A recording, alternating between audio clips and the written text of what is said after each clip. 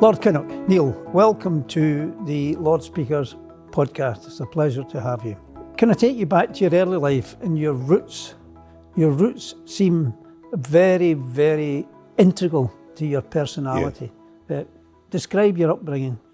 I think it'd be familiar to you because I was brought up in what was still a coal mining town in South Wales then. My father was a collier, a face captain who loved working underground, but he had industrial dermatitis and he had to leave the pit after 27 years. And he became a labourer in the blast furnaces in Ebbw Steelworks. And of course, he had a dust allergy. And the blast furnaces are much dustier as an environment than working underground. And he used to describe it as nature's little joke. My mother was a district nurse. They were both very intelligent people, widely read, cultured, loved classical music.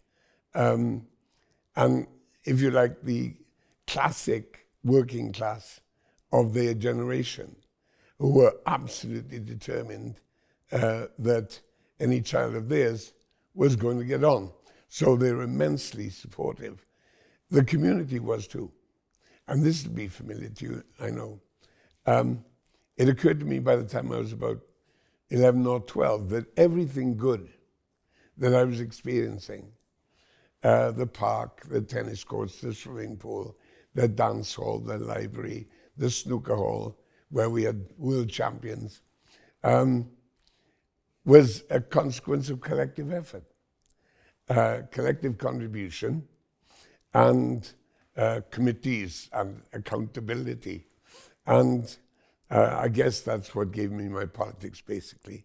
The idea that many people working together could produce and provide at the level, at the standard of quality that would have been absolutely impossible for the individual or the family. And consequently, that sort of meant that I absorbed my political convictions osmotically, really. Yeah, but your parents weren't pushing you. It was just the environment that you lived in. Sure. and their values. Yeah, and the idea, I suppose, was there somewhere, that because of their support and that my grandparents and, friends and neighbors and the extended family, as it were, that I had a duty to them. I didn't have this massive burden of obligation. I was far too much inclined towards simply having fun to be that serious. But I guess there was this sense, and I know that my schoolmates shared it, some of them certainly, that sense of duty, that you had to fulfill their expectations. So all those dynamics worked together. They were prepared to commit, to invest, to show love and endless support. And in return, you were expected to get picked, as it were. Your colleague, Roy Hattersley, Yeah. Roy described you as a gregarious loner. Now, obviously you're gregarious, but the loner aspect surprised me a little bit. But had that to do with the determination, the sense of duty and the political drive that you had? It might do. I thought it was a very perceptive observation by Roy, actually, and certainly better than my comment on him. When somebody criticized him, I objected to them and said, do you realize that you're trying to denigrate one of our country's greatest contemporary essayists, certainly on light subjects and issues? And Roy thought that was a mixed compliment. But he got to me really with that gregarious loner remark. I'm endlessly social. I like company. I enjoy the buzz and the interaction of conversation, of choir singing. I love that. But I've formed very, very few close attachments. And I think that's what Roy was getting at. So it isn't that I'm obsessively driven or anything, but I'm immensely choosy about who I confide in and who I regard to be close, invaluable friends. I try to show loyalty and friendship and love where it's appropriate, but I don't expect it in return, I guess. You mentioned your mum and dad, but it's been mentioned that it gnawed at your soul that they weren't there to see your triumphs. Because your mother in particular. Yeah. They weren't there to see the disaster either. No, they did see me elected to Parliament, and they were obviously immensely proud of that. And I was very glad to sort of deliver this reward of manifest success, because they backed me, supported me through exam failures and various scrapes I got myself into. So I was delighted to be able to hand that to them. I thought then, and I think now, they considered that when Glenys gave birth to our first child, Steve, that was the greatest accomplishment, certainly as far as my mother was concerned. Both of them were trade unionists and socialists, so they took a delight in my political commitment and success. But they didn't join the Labour Party until my mother retired as a district nurse, because she didn't want anybody to be able to ever think, let alone claim, that she'd gained preferment because of political favoritism in the Southwest Valleys. And of course, that was a huge exaggeration of any possibility. But she regarded it to be vitally important, to be above any kind of suspicion or claim. And as soon as she retired, a week afterwards, they joined the Labour Party. Yes. Your mother was very religious, but you Yeah. have lost any sense of religion. Yes. But I put it to you that you've maintained the social and the moral elements of the teaching. And maybe like Clem Attlee, you say that you like the ethics, but not the mumbo jumbo. No, I was going to quote Attlee back at you, actually, because that sums it up completely. I could never make the leap of faith. So when I was 17, having been a very fastidious attender in a Methodist chapel, together with Baroness Andrews, Kay Andrews. She's from the same town, and we went to the same chapel.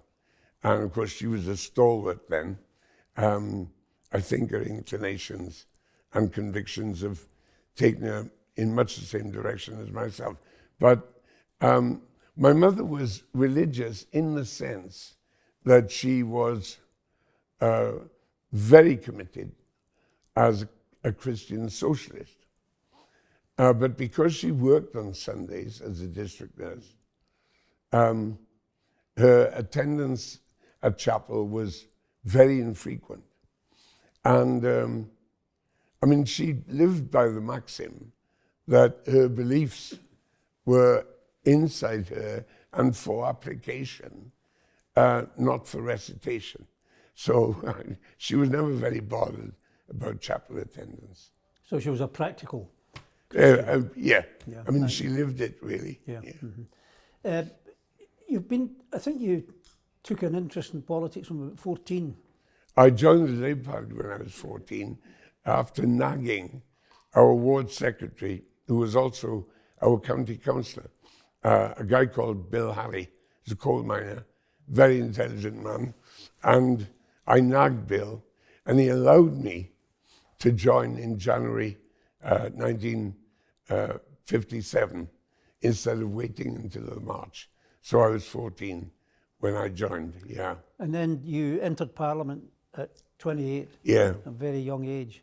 There were a number of rebellious elements to you in Parliament at that particular time. Did you feel like a fish out of water? Because you did a lot of speaking round the country rather than being in Parliament and voting.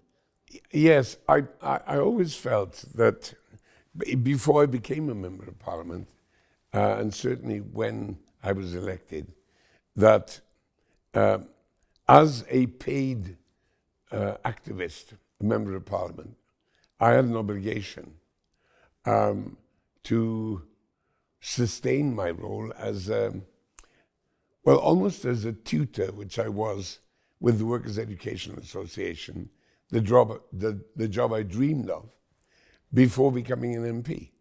I did that for 4 years and enjoyed every moment of it. It was quite extraordinary.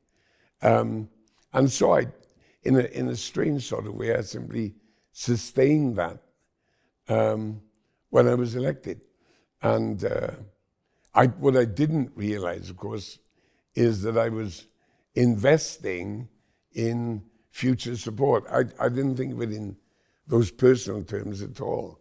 And sometimes I used to irritate myself. On a Friday night, I'd be on a train, going past rows of houses, seeing people putting their kids to bed, and think, what the hell are you doing here? Why? But Glenys was always immensely supportive. And from an early age, you were with her. Well, we met the poor girl on her first day in university. And so we were together for 60 years. Yeah.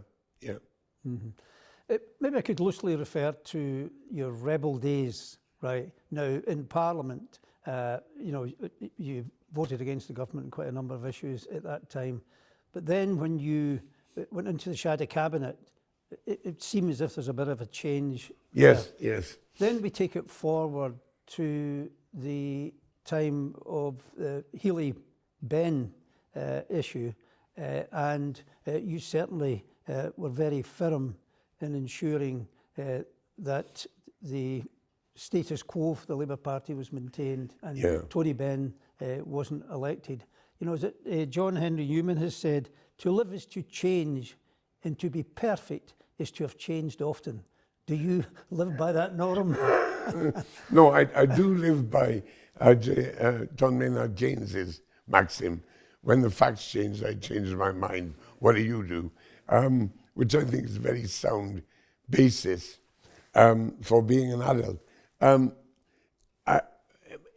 In the 70s, I got elected when, as you said, when I was 28, to the very safe, the wonderful seat of Bedwellty, which, with hardly any boundary changes, became Isloin.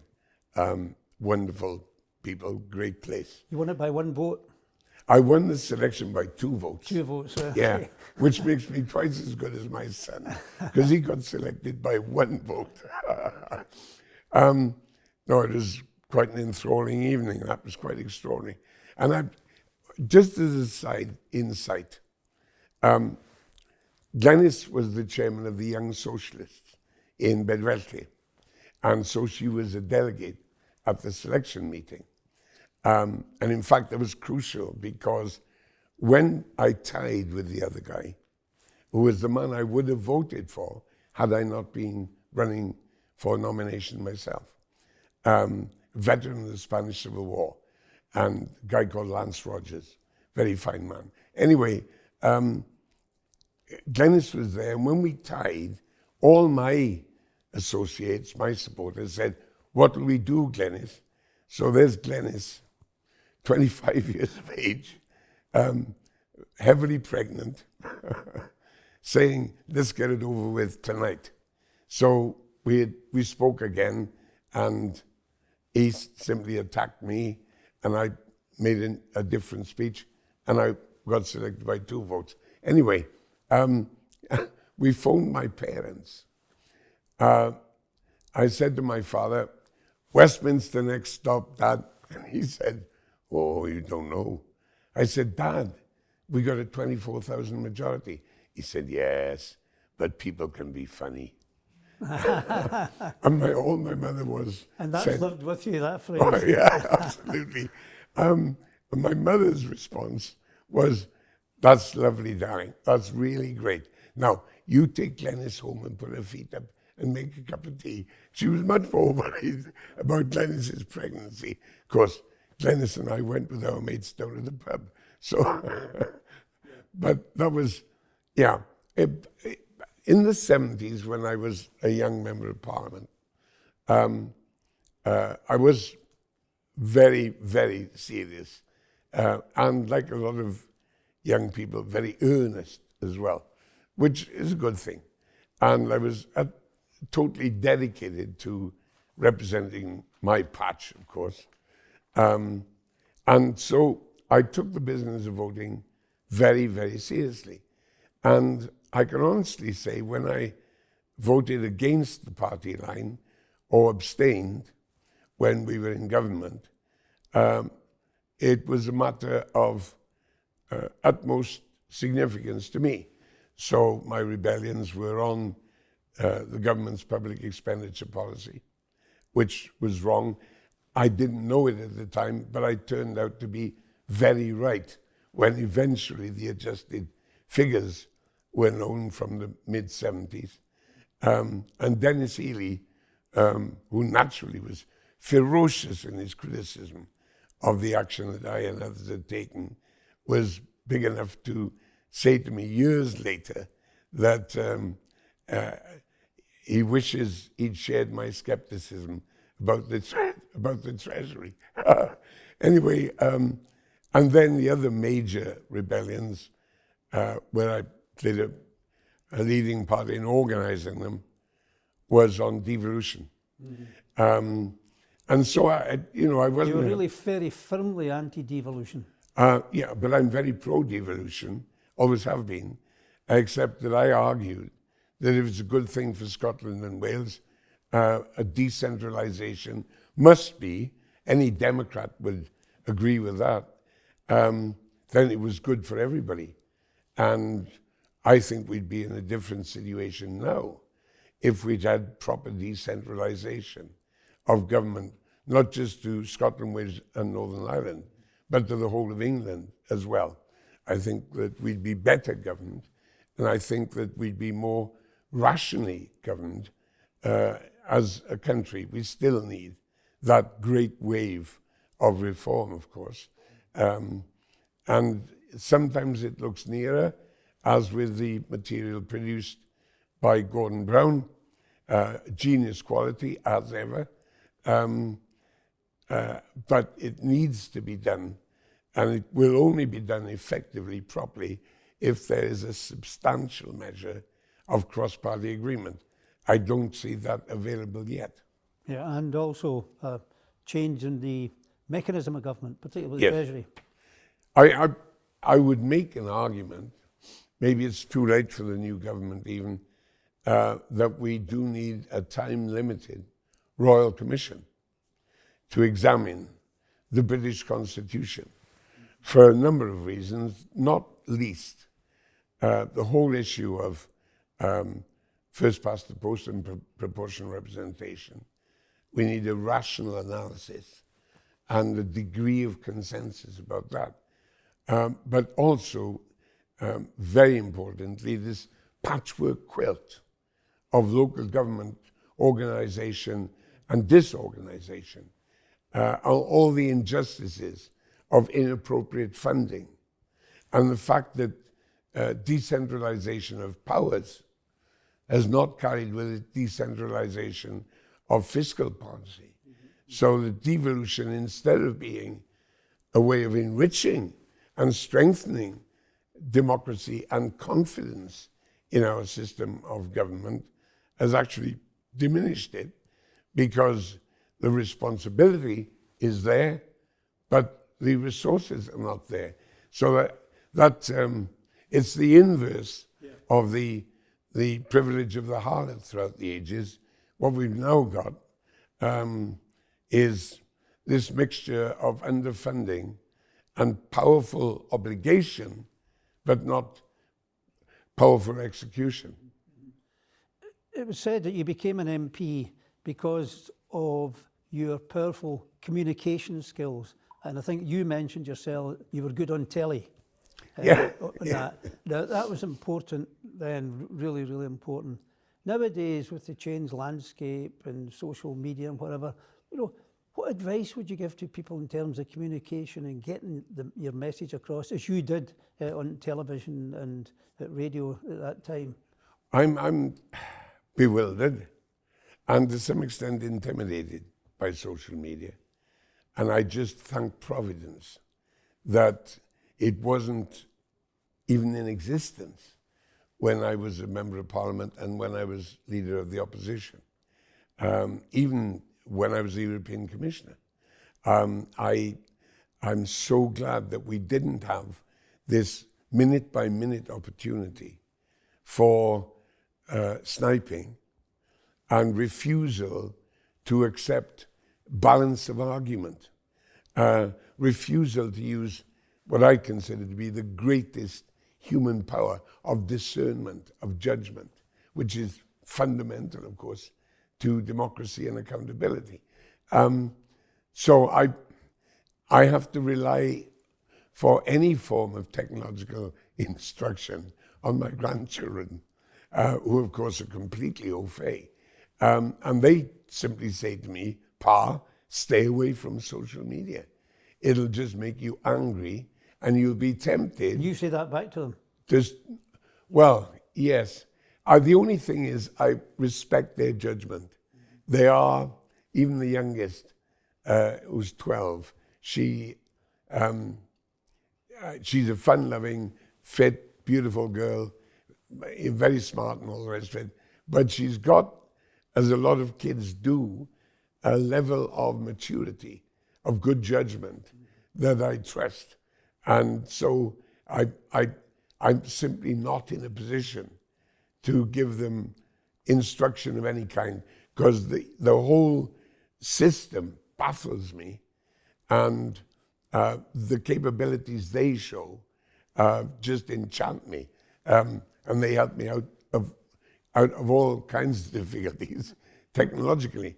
So I see social media. I never contribute to it at all. Now, I know that 40, 50 years ago, when I was an active member of Parliament, I could not have resisted the temptation to offer the bon mot, to be ultra clever, to throw a punch, to take a punch, to assert a joke.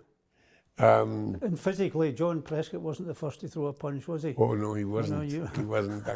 I got myself, I was put into situations from time to time where I had to defend myself. There was no other option. And so you do. And sometimes I reflect on the growing incidents of violence and intimidation in modern politics, including, of course, the murder of my beloved friend, who was very, very close to Glenys as well, Joe Cox. And the fact that people now, it appears to me, more than at any other time in history, feel completely at liberty to say what they want, when they want, to whom they want, regardless of any sense of consideration. I don't want deference. Deference is not part of my makeup, and I don't want anybody else to show it. But respect, accommodation, compassion, those instincts are fundamental to human beings, and they're too often being discarded or suppressed. And that is appalling, and it's also fearful. And because there are people who really do live with a sense of peril because of the tensions that are now evident in society. And I'm cautious about, I think you probably are too, about dwelling on that, because I don't want to sound like an old man. And I'm certainly not saying things were better in our day. I don't know if they were better or worse. They were different. I know they were different. And really, that's what I'm expressing now. Good. I would like to explore your transition. For example, your decision to go into the Shadow Cabinet with Michael Foot. I know one of the Welsh poets that you admire is Idris Davis. Yes. When he says that the things my boyhood cherished stand firm and shall remain. Yes. Now, was it that thought, or part of that thought, that made you respond to Michael as leader? Because it wasn't a very auspicious time to get into the Shadow Cabinet. Quite. There's a lot of wisdom in Idris Davis, of course. I strongly recommend him. What happened was, we got to 1979, and we got defeated. And I thought, it's time to put up or shut up. Because in the Labour Party, it was already evident, partly as a reaction against the difficulties encountered by that minority Labour government, but for other political reasons as well, including the self-indulgence of the ultra-left, which I'd always been locking horns with, in any case, since I was a kid, before I went to university even.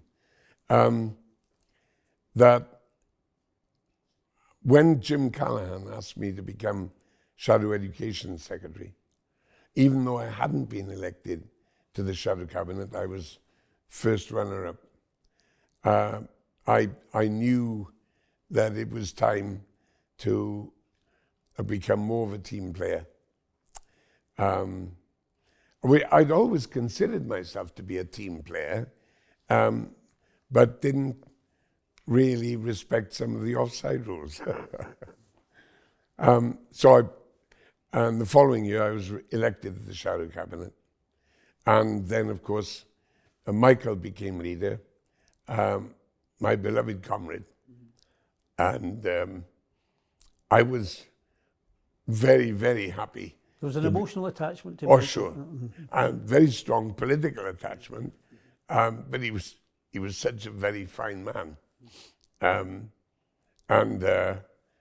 So I was determined, wherever I was, that I would support him against all comers, including some people who had been regarded as his friends.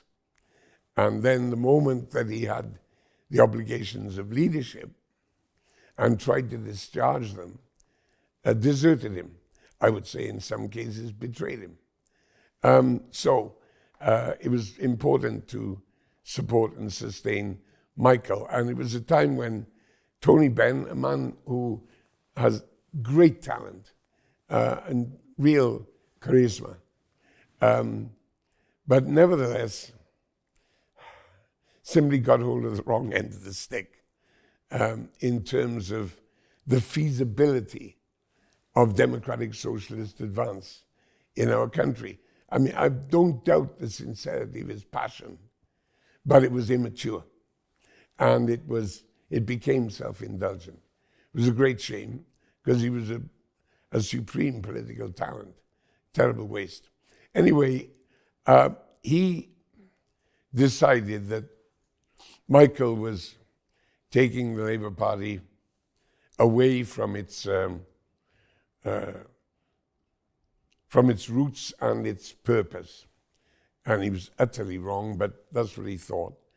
And he made Michael's period of leadership from 1980 to 83 into purgatory, absolute purgatory.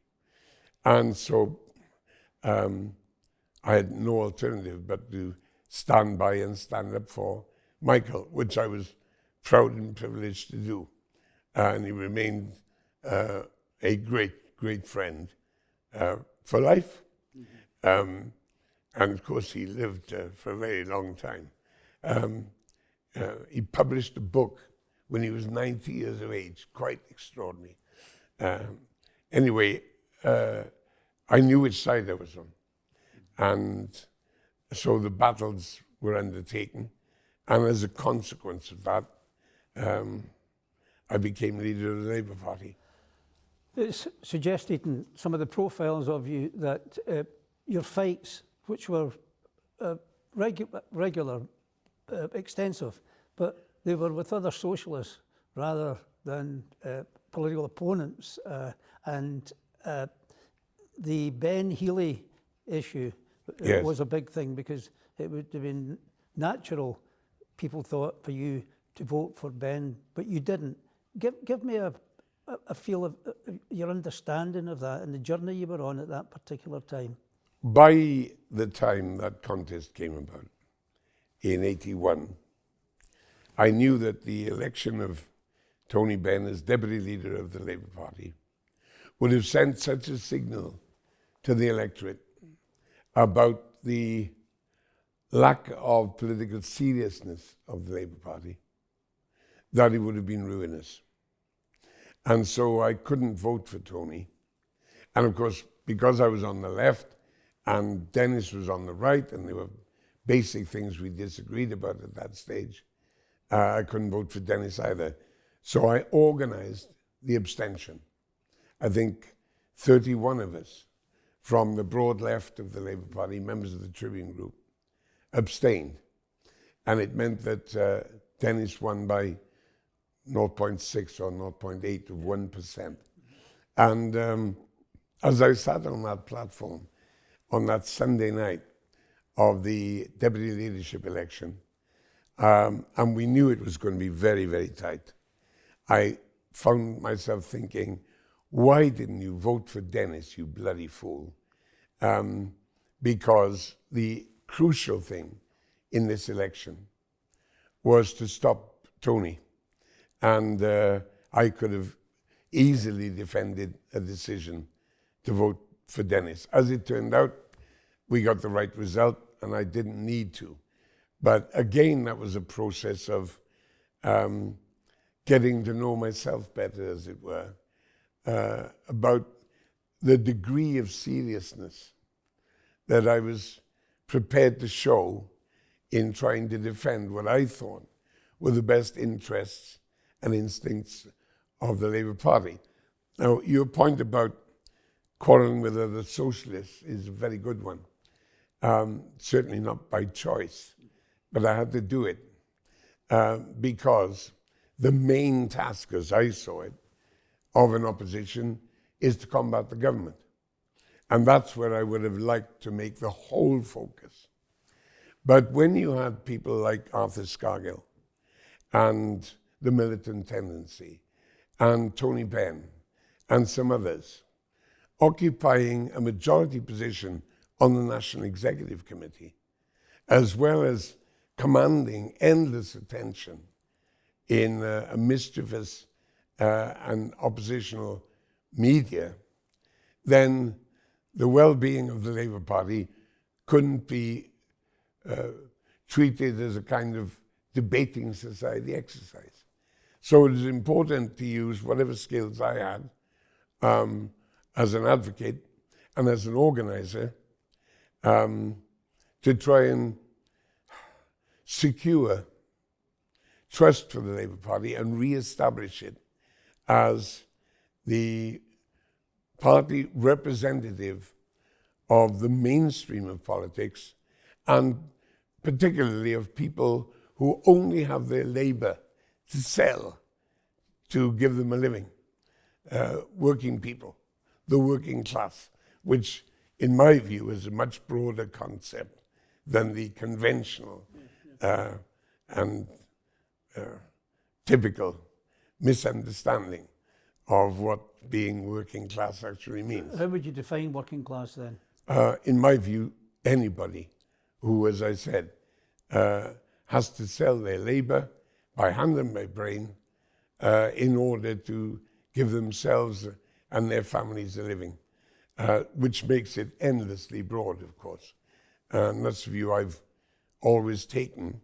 I suppose I contracted that from my background, because first of all, our idea of a middle class was the 2 or 3 solicitors in the town, Or the bank manager. the bank manager, a couple of police inspectors, and the manager of the employment exchange. And that was about maybe the town clerk. And that was the middle class. And I remember my father saying, of course, they are middle class, they're professional people, although they needn't think too highly of themselves. They've got to sell their labor to live. And I remember him saying it so clearly. I must have been about 12 or 13. And he wasn't being envious. He was just telling what manifestly to me, as an intelligent 13 or 14-year-old, was a fact of life. So I've always had that attitude. No definition. Yeah. The miners' strike, that was the most tumultuous period in the labour movement. Yeah. And you were the leader at that time. What scars or regrets did that leave on your soul? Oh God, they're endless. I knew from the outset, as a representative of a coalfield constituency with lots of really good friends who were working miners and trade union officials. Some of my best mates were executive members of the South Wales Miners. Terry Thomas, the vice president, was a former student of mine in adult classes, and we were really very close comrades. We had our quarrels from time to time, but Terry was the ultimate in common sense and very highly intelligent man with great insights and a terrific public speaker. And he, Kim Howells, who later became a member of parliament and a minister, was the research secretary of the South Wales NUM. And Kim and I have always been very, very close.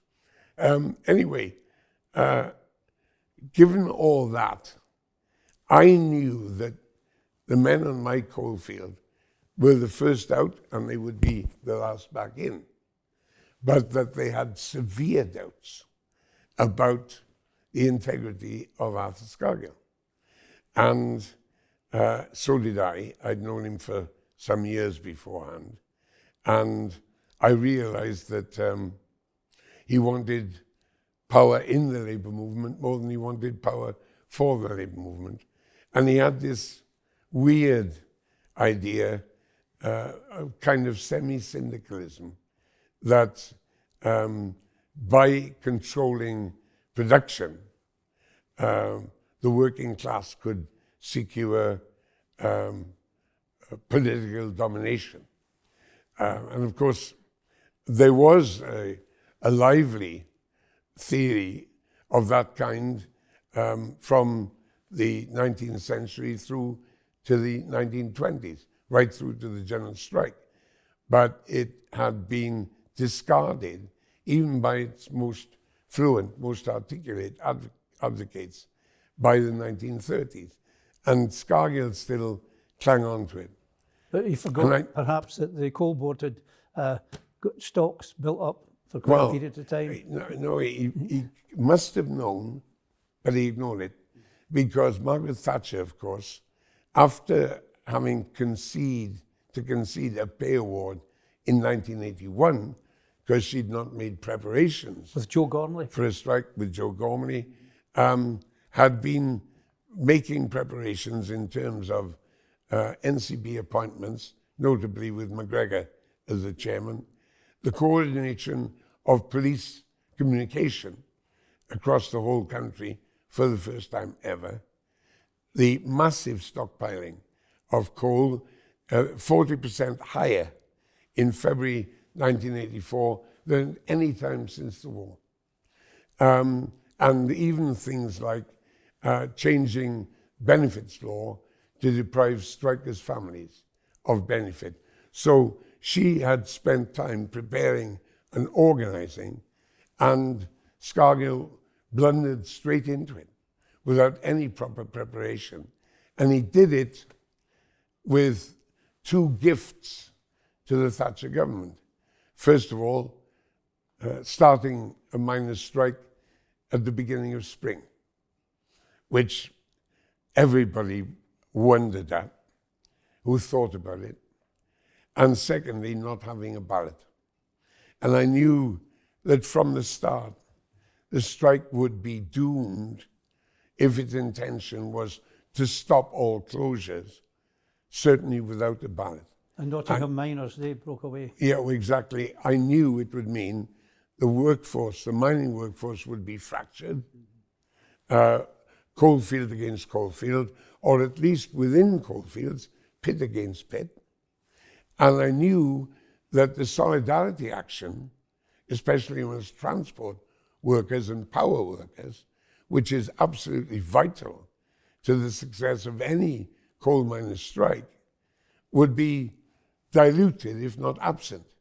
And as the strike went on, of course, it slipped from diluted to virtually absent, with the exception of a few rail workers. So he was inflicting massive disadvantages, which, in addition to Margaret Thatcher's preparation, simply spelt catastrophic disaster, which of course occurred with dreadful, dreadful poverty and deprivation in the coalfields, which ran on long after the strike, simply because people were bereft.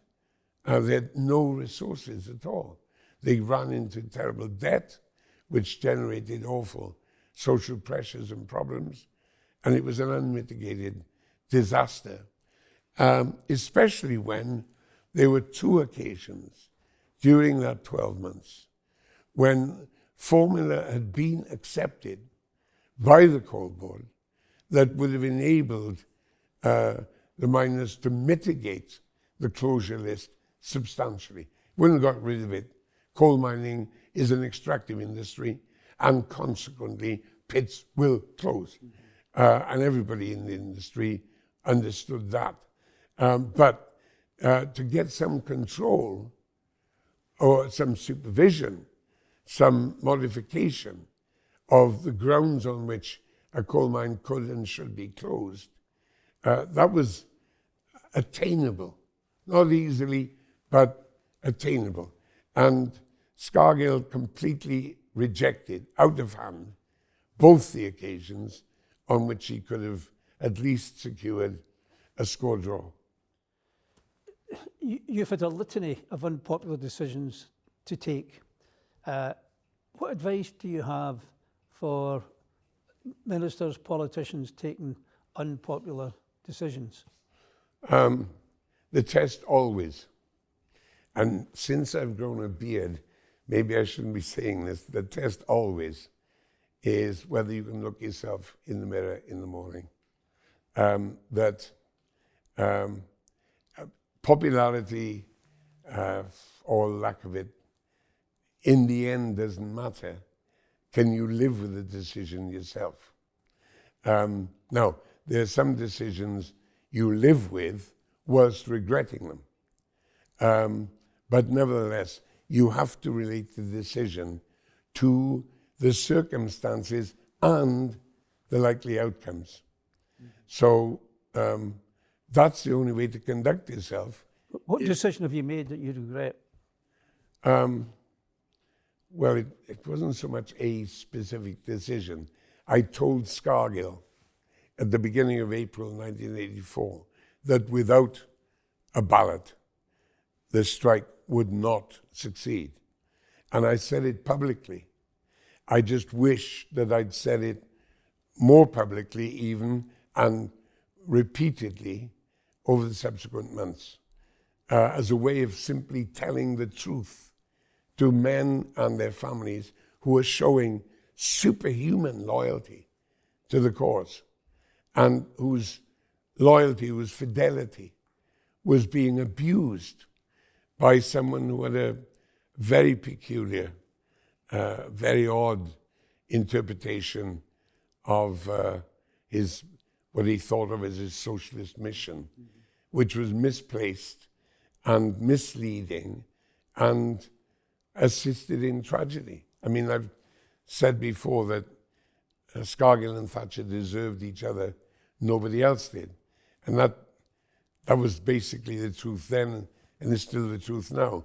But that wasn't an explicit decision. I guess there's one decision that I thought I was postponing, and that was in 1988. Tony Benn ran against me. He got 11% and I got 89%. And I took the decision then that I would continue as leader until the next general election.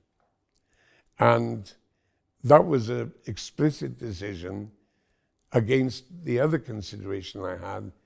Should I quit now when the condition of the Labour Party is hugely improved? We're in a much better position to fight and win an election. We're ahead in the polls. This is by early 89. And this is a good time to go.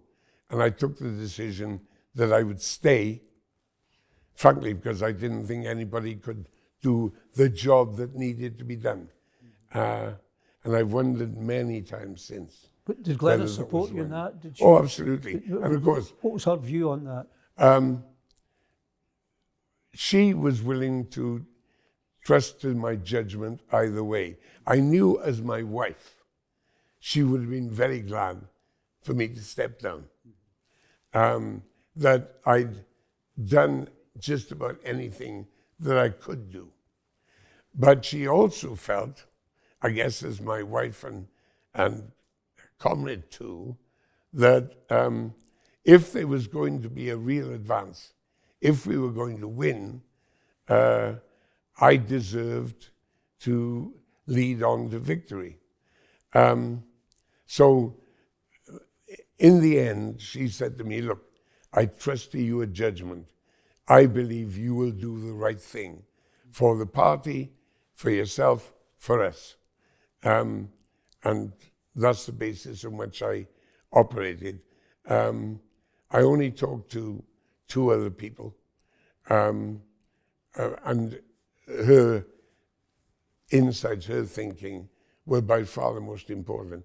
So she utterly supported my decision, but she knew that I was going through this process of consideration. Now, as it happens, I think I got cause to regret taking that decision simply because by the time 1992 came, I'd been there 9 years, and that was too long. But it wasn't a matter of having the guts to quit or sufficient modesty to quit or whatever other rational application can be made. In the circumstances of the time, I didn't regret my decision to continue. On reflection, much later, maybe it wasn't the right decision. Saying having the guts, it reminded me of the 1985 Labour conference.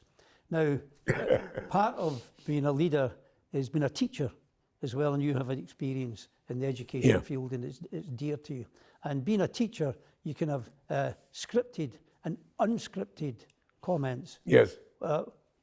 Was that comment you made at the conference, was that unscripted? There speaks the teacher. I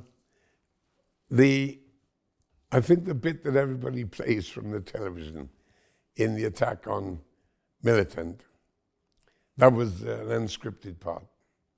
And indeed, the bits that everybody remembers from a few other speeches tended to be unscripted. That extra 5% that you use when you know you've got the attention of the audience, but you haven't really ignited them. And so you press a bit harder. You paint a more colorful picture. And they're the bits that get picked up. So I'd written what I wanted to say throughout the night before, which is a stupid habit that I had. I wrote my leadership speeches overnight. Ridiculous. But that's what I did every year. Always intended next year will be different. And it never was. But in the circumstances of the moment, when I was heckled, I decided to punch back, which I did. And that's the bit people remember. It's quite extraordinary. It had to be done. It didn't, in my view, didn't take courage. Because I realized you raised the question of that 85 conference out of my reference to guts, to fortitude. No, it was more the act of a professional combatant at that time. I wasn't nervous.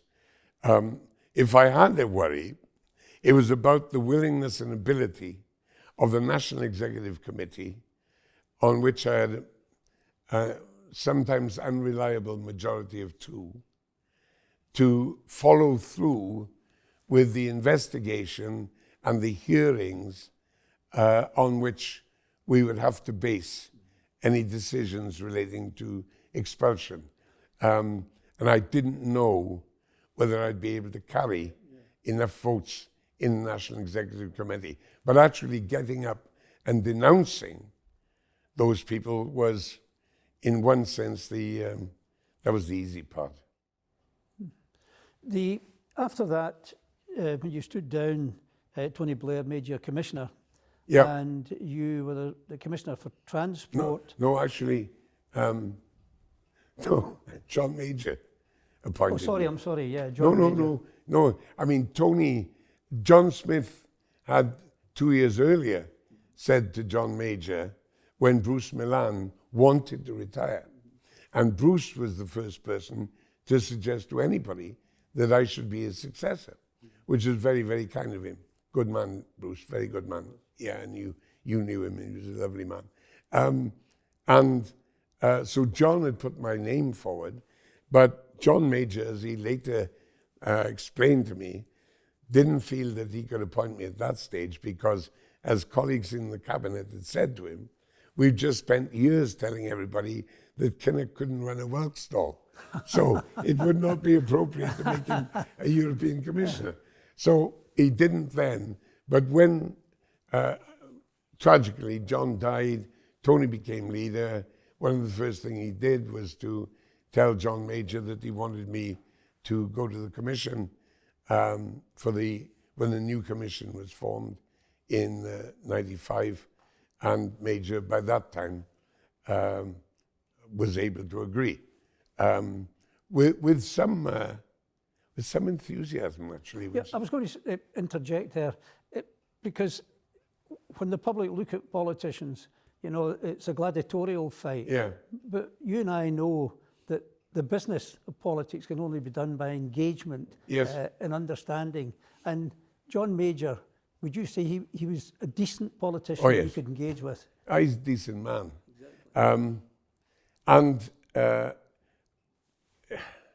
Before I became leader of the party, and certainly in the weeks after my election, I spoke to both Hal Wilson and to Jim Callaghan about the way they treated the leader of the opposition. So they led me to expect, not unreasonably, that the position of leader of Her Majesty's loyal opposition doesn't have privileges, but has got certain rights of access. And among them is the willingness of the Prime Minister to brief the leader of the opposition on issues of fundamental national significance, particularly security. So I was expecting periodically, not on a weekly or even a monthly basis, but periodically as issues arose, to be briefed by Mrs. Thatcher, especially on Northern Ireland, to which Jim, of course, gave particular attention when he was telling me, and I spoke to Merlin Rees, who was a good friend, as indeed Jim was, in great detail about Northern Ireland, about which I was always, right from the outset, very, very exercised and deeply engaged. But it didn't happen. And when I did have briefings from Mrs. Thatcher, which were sporadic, to say the least, they were very superficial. And they signified to me either that she wasn't telling me anything or she didn't know enough, because I knew more than she did. And it really came home when John Major became Prime Minister. And we did have dependably regular briefings, particularly on Northern Ireland. And he worked very well with Albert Reynolds, Taoiseach, which was very good, taking the peace process forward. And John Major was knowledgeable, very committed, wanted to undertake a peace process, to which I was committed as well. And we had frank conversations. Now, I will never, of course, relate a word of what passed between us, any more than he would. But that, I think, is not the keystone, but a significant part of the trust that cements the British Constitution. Although I think now, on reflection, after the experience of the last 6 or 7 years, we should have a written constitution. But one of the items, written or unwritten, that makes it work is the degree of integrity of the relationship between the leader of the government and the leader of the opposition. That was present when John Major was there. It wasn't when Margaret Thatcher was there. Now, you then went to Europe and you... I went to Brussels. Yep. We've already been in Europe. Yeah, unless there's another ice age, we are in Europe, yes. Okay. Okay, right. But you became the Transport Commissioner. Yes. And in the Transport Commissioner, you instigated a number of really large projects in energy, transport, security, and whatever else. And I think it has a lasting effect in quite a number of countries. Give us an insight into that. It was the job I wanted. I was delighted to be appointed to the European Commission. And by amazing, astounding coincidence, Glenys had been elected 6 months before for South East Wales, elected to the European Parliament. So she was the democratic one. I was the bureaucratic one. Anyway, so I was, and I even pleased Jacques Santer, the president, by walking into his office and saying, Mr. President, I want to be the Transport and Trans-European Networks Commissioner. And he was delighted because somebody walked through his door being very specific about a job that needed to be done, and Santer didn't know if he was going to be able to fill it. And I came in on, I think, the second day that he was interviewing people and told him that. So, and I thoroughly enjoyed it. And we did make a change. I had a great team, a terrific Directorate General, under a Brit Director General, Robert Coleman, Sir Robert Coleman, lovely guy, and utterly committed. And we made some good changes. Not easy because of the diversity of member states' interests.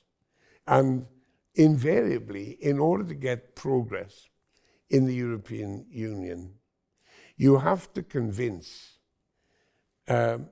every size and kind and location of member states. Now, there were, Austria had just come in to the to the Union, didn't have a coastline, but nevertheless had a very strong view of maritime policy. The Greeks took a keen interest in the North Sea. And people had inherited, countries have inherited from the 19th century, different railway systems installed deliberately to sustain national security. So if a country had a particular gauge for its rail tracks, the next country would deliberately choose a different gauge so that in the event of hostilities, trains couldn't travel between them. And there were all kinds of twists and turns of that kind. So getting people to reach a consensus on basic issues on transport, which is fundamental to the operation of any economy and society, wasn't always easy. But we managed to make a lot of progress. You had 14 major cross-border projects, and I think Yes. you gave a push to the bridge between Sweden and Denmark. Yeah, the Øresund, yes, that was my predecessors, especially Karel van Meert, the Belgian commissioner, who was a good friend and a fellow socialist. He kicked it off, but we needed strong engagement to ensure that it came about. And the Storebælt, the other bridge connecting Western Denmark to the mainland, was very, very important as well. But if people ask, what are the great achievements? I say, I think two things. One, persuading so many countries who thought they had diverse interests that when transport works, most other things do. When it doesn't work, nothing does. To get them to comprehend that was quite an achievement. Can I take you back to the 1992 shadow budget? Yes. Where we promised increase in public spending, but also increase in tax, namely over £40,000, it would be a 50% tax rate, and also national insurance, I think, at £20,500. Now, I remember fighting that campaign, and I was in one of the town centres, and I felt somebody brushing my back, and I looked, and it was an old pal of mine, and he shouted to me, he says, "John, I ain't voting for you." So I put everything else down, and I said, "What's the score here, I'm voting?" He says, "I'm in the local whisky plant, and I'm on £19,500 at the moment, and if it goes up, then I'm paying this extra. Things are bad enough for me at the moment, so you can forget about it." I think I turned him round. Maybe that's just a wee bit arrogant, but it made a big impression on me on that. Did you feel that was a weak point for us? I always knew it was. And that's why,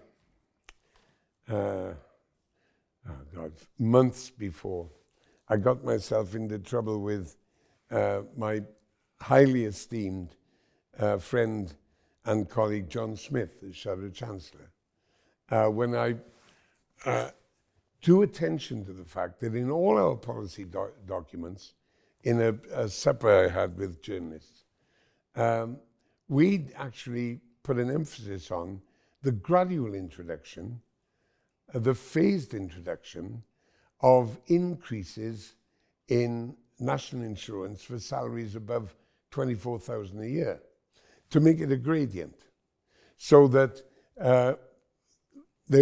we weren't continuing with a system that meant somebody on £30,000 a year was paying only the same national insurance as somebody on £19,000 a year, but that there would be a gradient that would mean there would be an increase in national insurance revenues on a very gradual basis.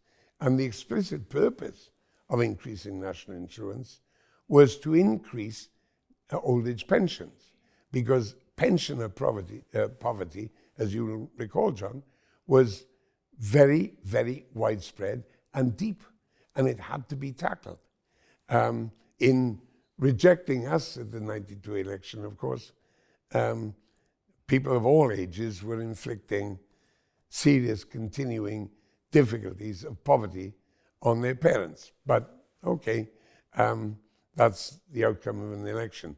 Now, the problem was, and the disagreement I had with John Smith was, arising from the fact that in the previous autumn, I'd been arguing that we needed to release much more detail of our fiscal plans, specifically in order to inform the public and to rebut the challenges that inevitably would come, not just from the Tories, but from the Tories' newspapers as well. And I said, we're going to need months in order to try and ensure that people comprehend how very modest these changes are, that only about 1 in 10 families will see any rise in their taxation. And of the other 9 out of 10, there will actually be beneficiary families. About 3 families out of 10 will be benefit. And the remainder, the other 6 out of 10, will feel no difference whatsoever, except that their parents will be better looked after. John took a different view. He said, we're going to produce a shadow budget.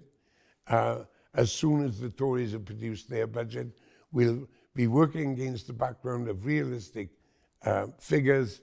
And the fact of the matter is that John was such a significant figure and so widely respected, I could not afford to have a public punch-up.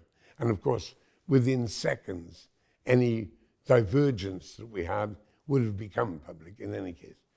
So eventually, with huge regret, I had to go along with the idea of the production of the shadow budget, which, as I said to him, would give us weeks of an election campaign of rebuttal instead of giving us months before an election campaign for information, education, and rebuttal. So that was the difference. Now, I'm not putting the blame on John, God rest his soul, but that was the divergence. And it was obvious to me that in the maelstrom of an election campaign, getting through the truth about how much or how little we were going to seek to collect and how it was going to be spent was going to be a damn sight more difficult than in just about any other circumstances.